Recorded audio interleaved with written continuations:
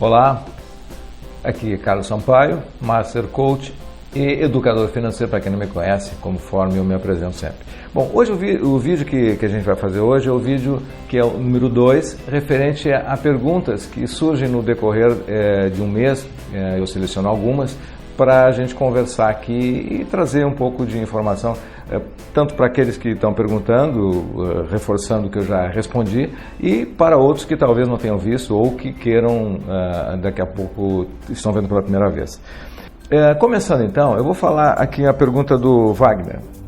O Wagner pergunta o seguinte: gostaria de saber qual títulos que eu posso investir para uma carteira de curto prazo, de médio prazo e de longo prazo.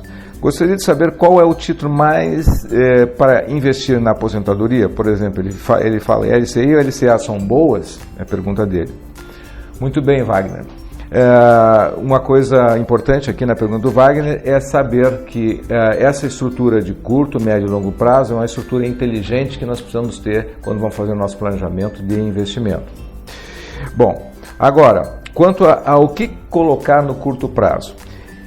Eu digo sempre, agora nesse momento, continuo repetindo, invista em Tesouro Selic, por exemplo, no curto prazo, se o seu motivo é reserva de emergência ou reserva mesmo para algum projeto de vida e que você precisa de liquidez. O Tesouro Selic vai lhe garantir, então, assim, liquidez e uma rentabilidade de acordo com a Selic.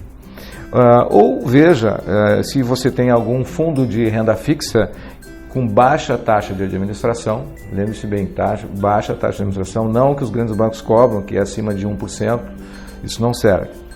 Médio prazo. Bom, médio prazo pode ser então, eu vou falar aí, CDB, LCI e LCA, ou até mesmo um Tesouro IPCA. Longo prazo, estamos falando de renda futura. Então você pode ter títulos de fundo de ações, que nós temos, fundo de ações é uma alternativa, fundo de investimentos imobiliários, que eu ia dizer que nós temos um vídeo gravado, Tesouro IPCA e ações de modo geral, e principalmente ações que geram dividendos para o longo prazo. É interessante você ter uma carteira então para o longo prazo que componha vários investimentos desse tipo aqui. E com dividendos, porque você vai receber dois ganhos, né? Você vai ter os dividendos pagos anualmente e vai ter a possibilidade de valorização do seu ativo, que é a ação. Ok, Wagner? Uma outra questão do Claudinei. O Claudinei pergunta o seguinte: qual a aplicação ideal para eu conseguir um rendimento acima de 1% de juros ao mês, né? Fazendo aplicações de R$1.000 por mês num prazo de 3 anos. Muito bem, aqui já é um esboço de um plano, né? 3 anos é médio prazo, R$1.000 por mês, então já tem uma estrutura de planejamento. Como resposta, alternativas assim que eu posso te falar, ou dicas, Claudinei, é o seguinte: você busque para rentabilidade maiores opções ou alternativas em corretoras independentes. Os grandes bancos não vão te oferecer isso, tá? Com R$1.000 por mês e taxa de juros de 1% ao mês, você não vai conseguir isso em bancos grandes. Tá? Normalmente eles reservam esse tipo de benefício de juros maiores para investimentos em volumes maiores, né? Então procure as corretoras.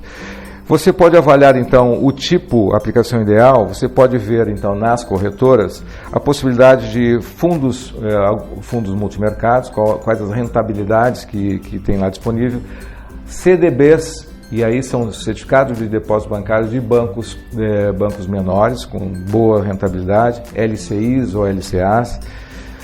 Você pode ver também alguma coisa no curto prazo de pré-fixado, ou seja, você vai apostar que a taxa de juros nos próximos 3 anos elas vão se reduzir, então, dependendo da taxa oferecida hoje, pode ser interessante. Enfim, acho que essas são alternativas boas e conservadoras, ok? Espero ter te respondido aí, Claudinei.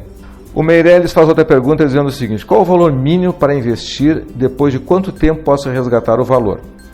Bom, hoje o valor mínimo é um grande recurso que nós temos. Nós temos valores a partir de R$30, você pode aplicar no Tesouro Direto. Mas de modo geral, com R$100 você começa a fazer investimentos. Não só no Tesouro Direto, mas outras modalidades. Então o valor mínimo, eu diria o seguinte: R$100 é um valor mínimo interessante para você dispor todos os meses. Quanto ao resgate, você define o prazo, né? O mais importante é que você mantenha esse resgate em prazos maiores de 30 dias, porque também nós temos um vídeo aí que fala que o IOF resgata em menos de 30 dias, você, de modo geral, perde dinheiro, né? Ok? Se necessitar de algum complemento, tu me manda mensagem, a gente refaz no terceiro Sampaio Responde, ok? O Arlindo, ele pergunta, a pergunta dele é referente ao fundo garantidor de crédito, que cada investidor tem uma garantia de até 250 mil reais. Então ele pergunta o seguinte: o que fará o investidor que ultrapassar este teto de 250 mil e para continuar investindo com tranquilidade?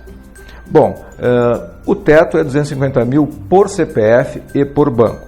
Então, por exemplo, se você tiver uma reserva ou um valor de 750 mil reais, você coloca 250 mil em 3 bancos diferentes, né? E pronto, você está garantido sem nenhum problema. Certo, Arlindo? Agora o Cláudio pergunta assim, se os fundos imobiliários são bons negócios para investir e como e quais os passos que devemos tomar. Bom, a primeira resposta é sim, os fundos imobiliários são excelentes para investimento, para estratégias de longo prazo. Acima de 10 anos é o ideal, né? E são bons por 2 motivos. Você tem, então, uma renda mensal pelo aluguel que você recebe dos fundos e uma valorização do patrimônio, ou seja, a parte que você comprou, porque isso equivale a um imóvel que você tenha comprado, né? E, aliás, tem um vídeo que foi feito especificamente sobre isso, que você pode ver, vou deixar um link aí para você fazer, se tiver interesse, a consulta, se não viu ainda, enfim, fica registrado. Obrigado, Cláudio, e espero ter te respondido aí, ok? Vamos, agora uma questão aqui do Bruno. O Bruno, simplesmente, ele colocou lá, fale sobre Forex.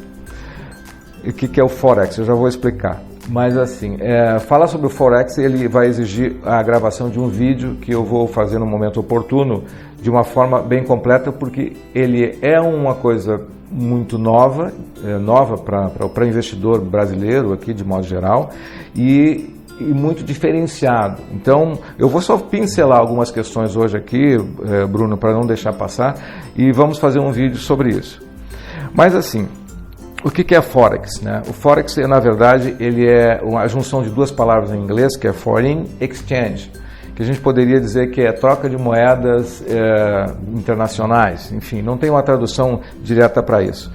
E a origem do Forex foi criado em 1971 nos Estados Unidos, quando os Estados Unidos saiu do padrão ouro, né? Que era adotado desde 1930. E o interessante, o interessante que as pessoas não sabem, é que é o mercado de maior movimento de valores no mundo. Se diz que ele tem um movimento diário de 5 trilhões de dólares.